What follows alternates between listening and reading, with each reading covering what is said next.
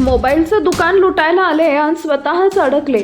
बाहेर गेलेल्या मुलीनं थेट शटर खाली ओढलं आणि पुढे घडलेला प्रकार पाहून पोट धरून हसाल। ताकदीनं आत शिरलेले गुंड नंतर रडकुंडीला आले। व्हायरल होत असलेल्या या व्हिडिओमध्ये पाहू शकता काही व्यक्ती तोंड बांधून एका मोबाईल दुकानात घुसताना दिसतात। त्यांच्या हालचालीवरून ते दुकान लुटण्याच्या उद्देशाने आले असल्याचं स्पष्ट होतंय।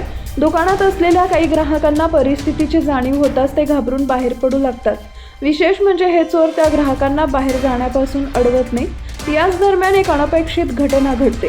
दुकानदार बाहेर पडलेल्या लोकांपैकीच एक व्यक्ती दुकानाचे शटर बाहेरून बंद करून टाकला। यामुळे लूट करण्यासाठी आलेले सर्व लोक दुकानाच्या आतच अडकून पडतात।